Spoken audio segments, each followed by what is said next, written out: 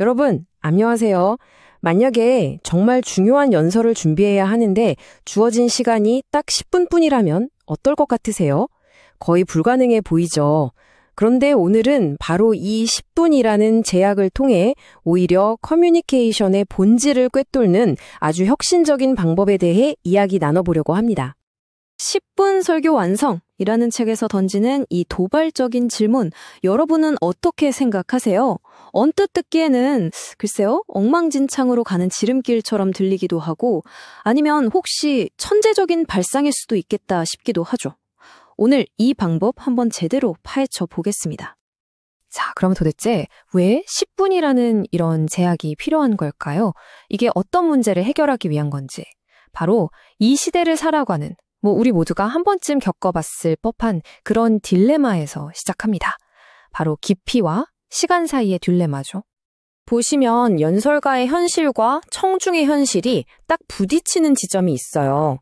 한쪽에서는 깊이 있는 내용을 어떻게든 전해야 한다는 압박감이 엄청난데 다른 한쪽에서는 아시다시피 청중의 집중력이 점점 짧아지고 있잖아요. 바로 이 간극, 이게 오늘날 소통하는 모든 사람들이 마주한 현실인 거죠. 책에 나오는 이 구절이 정말 핵심을 콕 찌르는데요. 그러니까 한마디로 많은 연설가들에게 메시지를 제대로 준비할 시간이란 건 거의 사치품에 가깝다는 얘기입니다. 자, 그럼 이제 해결책으로 한번 넘어가 볼까요? 아마 많은 분들이 아니 10분이라니? 하면서 좀 회의적이실 텐데 그 얘기부터 바로 시작해보죠. 여기서 중요한 건 10분이라는 게 대충 하자는, 얕아지자는 그런 얘기가 절대 아니라는 거예요. 이건 오히려 메시지의 절대적인 핵심을 찾아내기 위한 아주 강력한 훈련에 가깝습니다. 이렇게 시간 제약을 딱 걸어버리면요. 진짜 가장 중요한 딱 한 가지에 레이저처럼 집중하게 되는 거예요. 마치 그 짧지만 심오했던 예수님의 비유처럼 말이죠.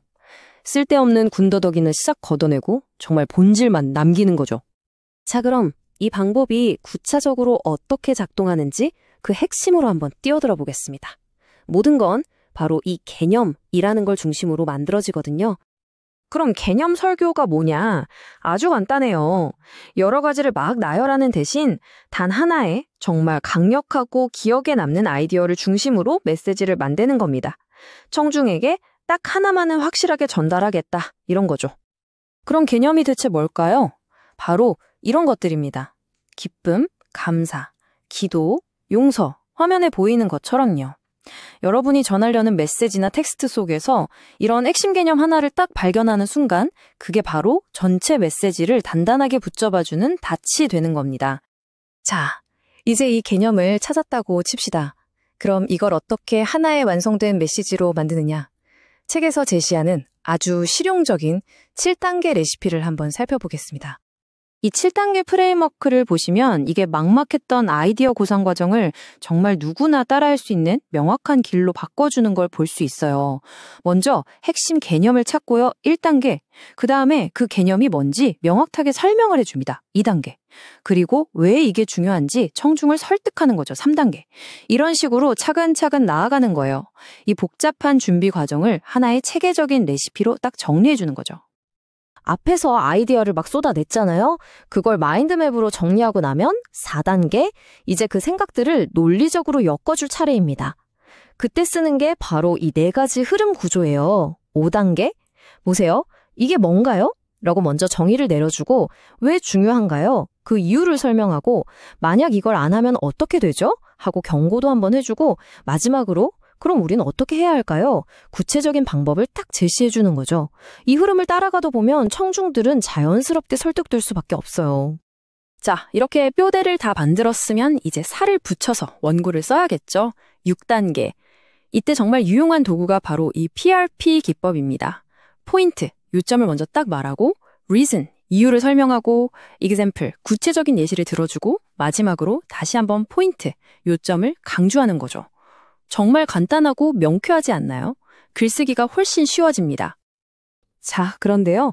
이 방법의 진짜 핵심은 단순히 시간을 아끼는 데만 있는 게 아닙니다. 이 과정을 따라가다 보면 몇 가지 정말 놀랍고도 강력한 결과들이 따라오거든요. 이 방법의 장점들을 보세요. 효율성은 당연한 거고요.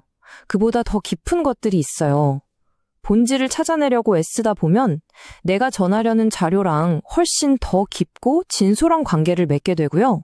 또 준비 과정 자체가 막판 벼락치기가 아니라 내 삶에서 배우고 살아낸 것들을 자연스럽게 나누는 과정이 되는 거죠. 정말 멋지지 않나요? 결국 이 모든 유익들은 딱 하나의 목표를 향하고 있습니다. 그냥 빨리 준비하는 게 아니라 메시지 자체를 정말 잊을 수 없게 만드는 것.